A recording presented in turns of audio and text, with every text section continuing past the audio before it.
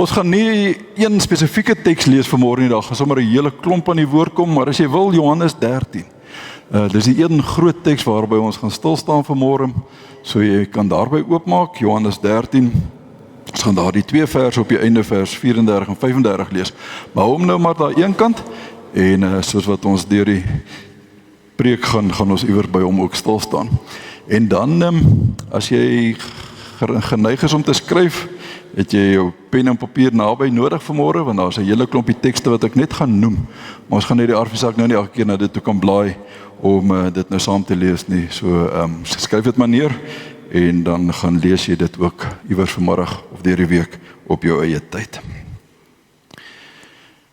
Here, nadat ons gesê het, U is die Here, U is die hoof, ons is U kerk, ons wil vir U buig en ons wil U aanbid, wil ons ook nou stil word, om duidelik na U woord te luister.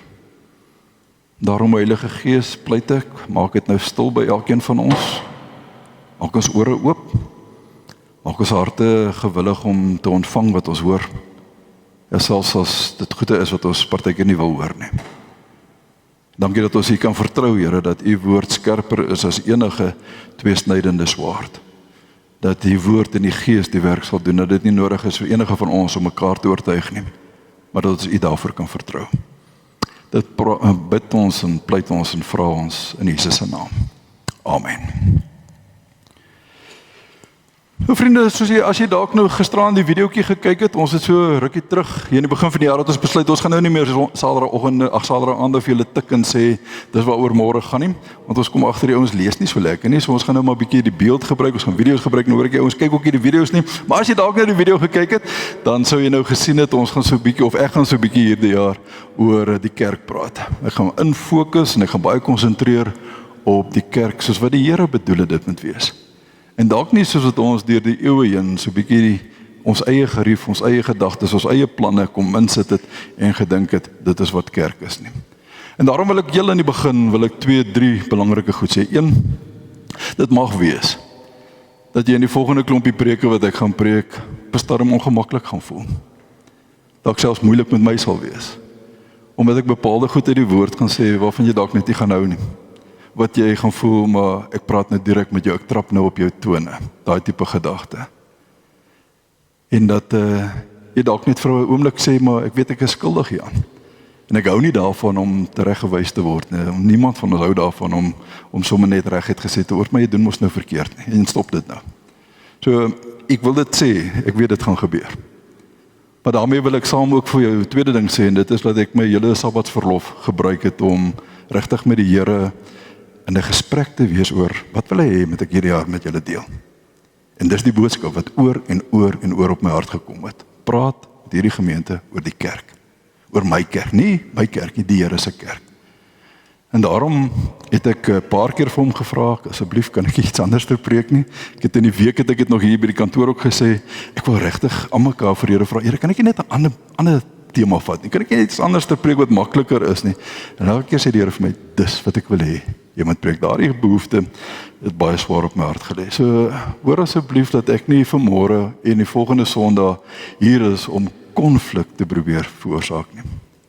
Maar dat ek en jy eerlik en openhartig na die woord van die Here gaan kyk oor wat hy sê sy kerk veronderstel is om te wees. En dat dit vir my en vir jou moet dwing tot 'n eerlike en 'n heilige selfondersoek.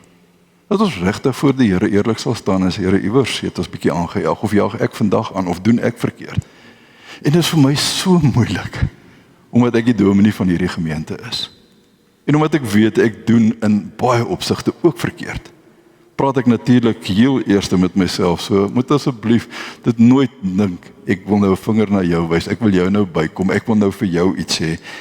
Mag die Gees vir jou oortuig, wanneer jy weet, dit word nou met jou gepraat. Die woord is nou besig om met jou te praat. Dis my behoefte, dis my wens, dis my gebed, sommer hier aan die begin van 'n klompie preke wat oor die Here se kerk sal gaan. Ek wil vir 'n oomblik vra, maak jou oë toe en probeer die volgende prentjie vir jou dink. Ons kan nie so lekker dink as ons vir mekaar in die oë kyk nie. So maak jou oë toe, kry die prentjie in jou kop. Ek wil hê jy moet hierdie prentjie probeer hou in jou kop. Jy's op 'n eiland, jy's stoksiel alleen op daardie eiland. Niemand anders is daar nie. En al wat jy in jou hand het, is 'n Bybel. So vreemd soos dit nou mag klink, so moontlik soos dit nou mag klink, kry jy net die prentjie. Jy's alleen op 'n eiland, niemand wat jou kan raad gee of jou goeie kan leer of kan sê nie. Jy stoksiel alleen met 'n Bybel in jou hand. Jy het geen agtergrond van die kerk nie. Jy was nog nooit in 'n kerk nie of by 'n kerkgenootskap gewees nie. Jy weet van die kerk niks nie. En al wat jy van die kerk sal weet, is wat jy nou in die Bybel gaan lees. En as jy lang tyd op daardie eiland is en jy kan die Bybel genoegsaam deurlees en die tekste wat oor die kerk praat vir jouself hoor wat die Here sê ten opsigte van sy kerk, hoe dink jy sal daai prentjie lyk? En as jy nou vir 'n volgende oomblik kan dink, hoe lyk die prentjie van die kerk wat jy nou in jou gedagtes het? Hoe beleef jy kerk nou, hier in die jaar 2026? Dink jy dis dieselfde prentjie? Miskien sal jy vanmôre sê, dankie julle kan nou maar vir julle oë oopmaak. Dankie, miskien sal jy vanmôre vir my sê, maar ek ken nie die tekste in die Bybel nie. Ek weet nie so lekker wat die Bybel vir ons sê oor die woord van die Here, oor die kerk van die Here, en juist daarom dink ek is dit so nodig. Ons net weer gehoor wat sê die Bybel, wat sê die woord oor die kerk. As wat ons partykeer ons eie gedagtes opmaak om te dink, dis wat kerk moet wees of behoort te wees. Ek wonder soms, en ek sê dit regtig met groot respek, of ons liewe Heer enigstens nog die kerk sal erken, soos wat sy oorspronklike bedoeling was. Soos wat hy vir ons bepaalde sake nagelaat het toe hy hemel toe is om te sê, dis hoe ek wil hê julle as my kerk moet voortgaan en voortleef en doen en optree, of ons enigstens nog by dit uitkom. Of ons enigstens nog daardie oorspronklike prentjie het van wat die Here bedoel het, sy kerk hier op aarde moet wees. En dalk is dit juist waar ons moet begin. By ons eie definisie, ons eie idee, ons eie prentjie van wat kerk is. Want ek hoor nog te veel gelowiges, te veel Christene wat sê, die kerk is gelyk aan dit wat nou hier gebeur.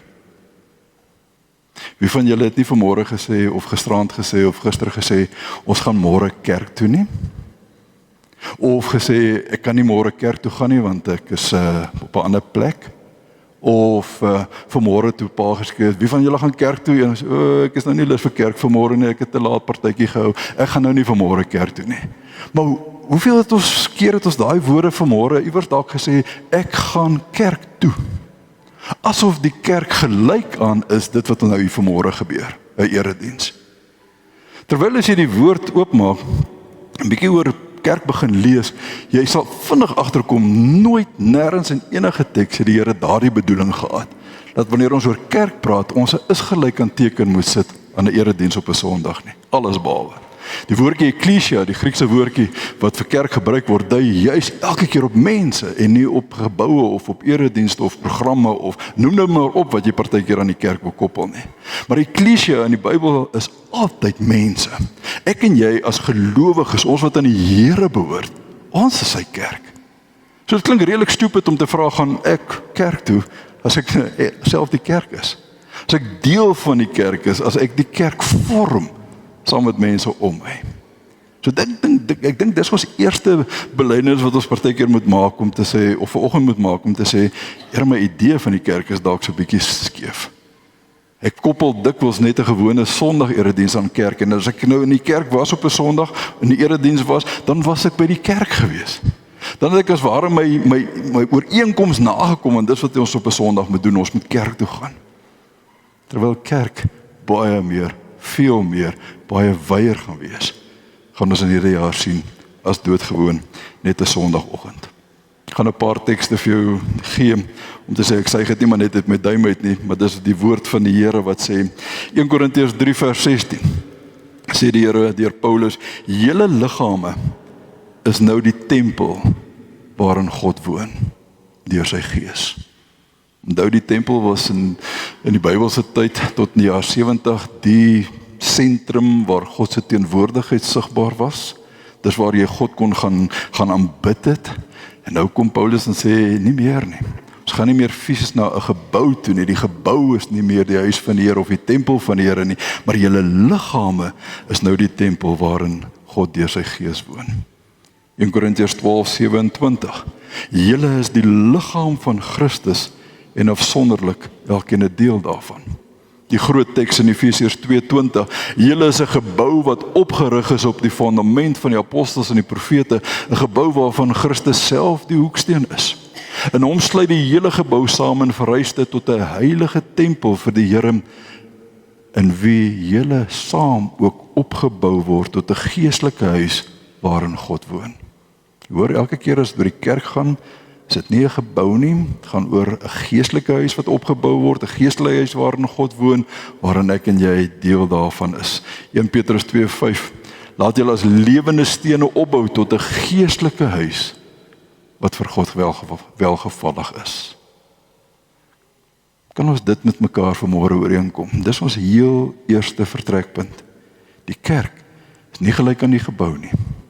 Die kerk is nie gelyk aan 'n Sondag erediens nie. Die kerk is ek en jy. Ons is sy liggaam hier op aarde. Ons is sy geestelike huis waarin hy dan woon. En geliefdes, die oomblik as ons praat van die kerk as die liggaam van Christus, en Kolossense 1:18 sê vir ons, hy is die hoof van hierdie liggaam, hy is die hoof van sy kerk, dan verander die spelreëls onmiddellik. Dan kan ek nie meer praat van my kerk nie. En ek hou nie van my kerk nie, en my kerk is nie lekker nie, en my kerk doen so verkeerd, en my kerk maak so, en my kerk doen dit, en ek los sommer my kerk. Dan weet ek is besig om op God se terrein te beweeg. Dan is dit God se kerk van wie ons praat. Hy is die hoof van sy kerk, en ek en jy is lede daarvan, omdat ons deel van sy liggaam uitmaak. En dan is die spelreëls anderster, as wanneer dit my eie besitting was, wanneer dit my eie ding was, waarmee ek kon gedoen het en kon gemaak het, soos wat ek wil. So die eerste vraag behoort altyd vir ons as kerk te wees, wat wil die hoof van die kerk vir sy kerk hê? Wat wil die hoof van die liggaam vir sy liggaam hê? Hoe wil hy moet hy opereer, moet hy werk, sodat hierdie liggaam die beste liggaam kan wees? Paulus sê vir ons in Efesiërs 5:30, niemand het nog ooit sy liggaam gehad nie. Nee, inteendeel, hy voed dit en hy versorg dit, en hoor nou, soos wat Christus met sy kerk doen, omdat dit sy liggaam is, waarvan ons lede is. Dis baie duidelik. Ons is deel van Christus se liggaam, hy is die hoof van die kerk, en daarom is ons vraag aan die begin, wat wil die hoof van die kerk dan hê? Hoe wil hy hê, moet sy liggaam hier op aarde funksioneer? Ag, en die beeld van 'n liggaam is nou so bekend aan ons almal, van ons wat hier sit, het 'n liggaam. En ons weet hoe werk ons liggaam. Ons liggaam is aan mekaar verbind. Die een kan nie sonder die ander sommer nie. As jy een deel van jou liggaam nie meer het nie, dan weet jy, dis 'n bietjie moeiliker as om al die ledemate van jou liggaam nog te hê. Maar ons weet mos dat die Here juis hierdie beeld gebruik om te sê, dis hoe ek wil hê my kerk moet wees. 1 Korintiërs 12 is die baie bekende beeld wat hy daar gebruik om te sê, maar nou het God die lede, elkeen van hulle afsonderlik, praat nou van die gelowiges, elkeen afsonderlik in die liggaam gevoeg soos hy dit wou hê. As almal net een lid was, hoe sou daar 'n liggaam kon wees? Nou is daar wel baie lede, maar net een liggaam. En dan kom die mooi beeld wat ons mos nou ken. Die oog kan nie vir aan sê, ek hou nie van jou nie, of ek wil jou nie hê nie, net omdat jy in die oog is nie. En die kop kan nie vir die voete sê, ek het julle nie nodig nie, net omdat julle in die kop is nie. Jy ken mos nou daai beeld wat hy so 'n bietjie uitbrei oor alles wat mekaar nodig het, om uiteindelik liggaam van Christus te wees. Daarom staan ons in 'n verhouding met mekaar. En het ons mekaar nodig.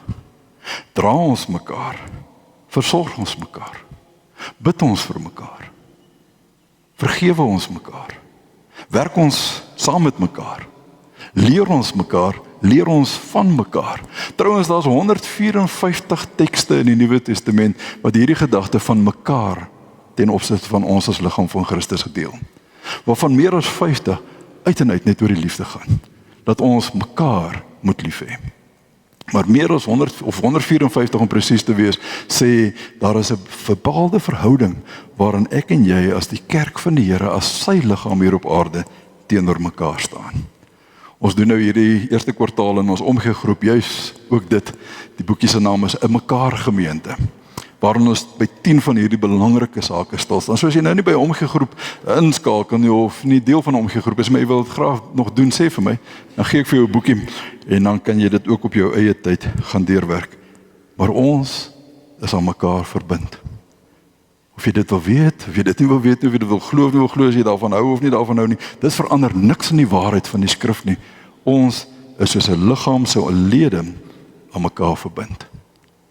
En die grootste manier hoe ons aan mekaar verbind is as die kerk van die Here, is deur die liefde. Een van die grootste tekste in ons Bybel, ek dink alle tekste is groot, maar hierdie is een van die grootste tekste, is natuurlik die teks van Johannes 13 vers 34. Is die aand voordat ons Here gekruisig word. Hy het net sy voete, of die voete van sy disippels klaar gewas, het 'n gesprek met hulle, en dan sê hy vir hulle in vers 34, as jy jou Bybel oop het, ek gee julle 'n nuwe gebod. Dink nou net vir 'n oomblik terug aan die 10 gebooie. Dis mos 'n gebod, eerste gebod, tweede gebod, derde gebod, tot by die 10de gebod. Wat het die Here vir Moses gesê, moet hy vir die volk gaan sê? Julle moet hierdie gebooie noukeurig nakom. Julle lewe hang daarvan af, so belangrik is dit, dat jy die gebooie van die Here sal nakom.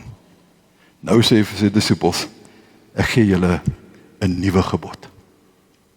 En wat is hierdie nuwe gebod? Wat is hierdie nuwe wet? Julle moet mekaar lief hê.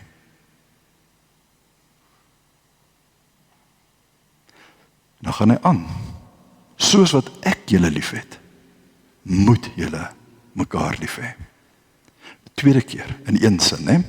Julle moet mekaar lief hê, soos wat ek julle lief het, moet julle mekaar ook lief hê. En dan die uitvloeisel daarvan in vers 35, as julle mekaar lief het, dan sal die hele wêreld weet dat julle my volgelinge is. Hierdie is een van die mees belangrikste, mees fundamenteelste waarhede waarmee ek en jy vanmôre moet wegloop. En waarmee ek en jy vanmôre ons eie lewens moet gaan ondersoek. Die groot vraag, is ek en jy regtig nog ernstig oor hierdie teks? Is ek en jy nog regtig ernstig oor hierdie opdrag? Oor hierdie gebod, oor hierdie wet? En dis nie 'n opsionele by nie. Dis nie soos die waiter wat vir jou kom vra, wil jy extra cheese by jou hamburger hê as jy 'n hamburger bestel het nie. Jy kan dit opsioneel kry of jy kan dit los, dit maak niks saak nie. Nee, hierdie is 'n gebod, dis 'n opdrag wat die Here sê, jy moet jou medebroer en suster in die kerk lief hê. Julle moet mekaar as die kerk van die Here lief hê. Trouwens, hy gaan so ver om deur Johannes vir ons te sê, as jy dit nie reg kry nie, dan mis jy vir my wat God is self. Dan mis jy my in 'n totaliteit. 1 Johannes 4 vers 7 wat sê, geliefdes, en daar is dit Johannes se woorde, ons moet mekaar lief hê. Want liefde kom van God, en elkeen wat lief het is 'n kind van God en ken God. En dan kom die teenoorgestelde, wie nie lief het nie, het geen kennis van God, want God is liefde. Hy gaan aan in vers 11 deur te sê, geliefdes, as dit is hoe God sy liefde aan ons bewys het, dan behoort ons of moet ons mekaar ook lief hê. Niemand het God nog ooit gesien nie, maar as ons mekaar lief het, bly God in ons. En het sy doel in ons, hy sê sy doel in ons volkome bereik. Sterker kan ek dit nie sê nie. Die woord sê, die opdrag is ons as kerk van die Here word aan mekaar gebind deur die liefde vir mekaar. En as ek nie hierdie liefde het nie, kan ek praat soos ek wil oor die Here, en ek kan my vroom hou soos ek wil, en ek kan hoe geestelik gegroei het deur die jare, en ek weet nie wat ons alles vir mekaar dikwels sê nie, dan sê die woord van God, dat jy van God geen kennis nie. Want God is liefde. Jy ken God, deurdat jy lief het die mense om jou. Wat 'n ongelooflike uitspraak. Dis eintlik hartskuddend, dat jy dit aan die bewe moet laat gaan. Dat as ek nie lief het, soos wat die Here my lief het vir die mense om my nie, mis ek vir God. Trouwens, Paulus praat daarvan verder, as hy in 1 Korintiërs 13 die groot teks oor die liefde mos daaroor uitbrei. Omdat jy kan wees wie jy wil, jy kan doen wat jy wil, jy kan hierdie ongelooflike gawe sê, jy kan selfs jou lewe prys gee vir ander, maar as dit nie met die liefde gebeur en in die liefde geskied nie, dan word dit gereduseer tot 'n mooi ronde 0. Absoluut geen waarde nie. Dan is jy maar soos 'n blik wat net loop en raas. Maar daar is geen waarde in jou, as die liefde nie dit is wat ons saambind nie. En nou kom Jesus in vers 35 en sê, die gevolg hiervan is die wêreld daar buite sal sien dat julle my kerk is. As julle mekaar lief het, sal die wêreld sien, julle is my kerk. So dis die vraag vanmôre. Sien die wêreld in Kroonewil-Noord? En nou as ek hier uitloop na Wes toe, in Kroonstad Wes, sien die wêreld dat ons sy kerk is, omdat ons mekaar lief het. Sal die wêreld hier buite sê, weet jy, die uitstaande kenmerk van hierdie gemeente is hierdie ouens het mekaar ongelooflik lief. Bo alles is hulle liefde vir mekaar, dit wat hulle aan mekaar bind. Of hoor ons dalk eerder die boodskap buite, jong, daai ouens by Kroonewil-Noord, hulle verdra mekaar maar net. Maar eintlik hulle is kindergediere van mekaar en hulle sê die dominee sleg en hulle maak so en hulle doen dit en hulle gun mekaar niks nie en hulle is jaloers en hulle vergewe mekaar nie en hulle dra wrokke teen mekaar en noem nou maar al die goede op wat nou nie, ek sê noodwendig waar is nie, maar is dit nie partykeer eerder die boodskap van daai gemeente nie, of die kerk van die Here. Hoor dat ouens sê, ek kom nie meer kerk toe nie, want ek wil nie tussen 'n klomp skynheilige mense sit nie. Wat is die boodskap wat ek en jy uitdra, dat die wêreld kan sien ons is sy kerk? As die Here sê, as ons mekaar lief het, sal die wêreld weet julle is my kerk. Ek weet nie of iemand vanmôre is wat vir die eerste keer in hierdie kerkgebou instap nie, of ingestap het nie. Dis 'n paar vreemde gesiggies wat ek nog nie hier gesien het nie. Maar sou so iemand sy eerste waarneming gewees het, wow, here's a bunch of people love each other, wat lief is vir mekaar. Of nee, hierdie, jy weet, ons kyk mekaar so skeef van as jy hier wil kom sit waar ek sit, of jy sit nou op my plek, of daar's 'n bietjie wrywing. Dit is mekaar lief. En dit sien die wêreld daar buite. En geliefdes, as dit nie waar is van ons, elkeen van ons wat hier sit nie, is ons fundamenteel besig om nie meer kerk te wees, soos wat die Here bedoel het, ons moet wees nie. En dan kos dit 'n stuk omdraai. Dan kos dit 'n stuk berou, 'n stuk belydenis en vir die Here deur sy Gees te kom vra, Here, maak dit dan reg hier in my hart. As ek vanmôre oortuig seker weet, ek is een van die ouens wat regtig nie my medebroer en suster liefhet, soos wat die Here my liefhet nie. Is ek die een wat die verandering moet gaan maak? Is ek die een wat voor die Here moet gaan buig en sê, Here, ek verstaan, die hele kerk word in liefde saamgebind. Kolossense 3 vers 14 is die groot teks wat sê, bo dit alles, hy noem 'n klomp goeders op, dan sê hy, maar bo dit alles, moet julle mekaar lief hê, weer 'n moet, né? Moet julle mekaar lief hê. Hoekom? Want dit is die band wat julle tot 'n volmaakte eenheid saambind. O nee, nie ons eredienste nie, nie ons worshipgroep nie, nie ons Bybelskole nie ons koffie drink na die tyd nie ons goeie bazaars wat ons hou, bind ons as 'n eenheid saam nie. Die liefde van die Here bind ons as kerk en as gelowiges aan mekaar. Dis waar ons begin. As ons oor die kerk van die Here wil praat, is dit die vertrekpunt. Het ons lief, soos wat Christus ons lief het. Dis sy opdrag aan ons, julle moet mekaar lief hê, soos wat ek julle lief het.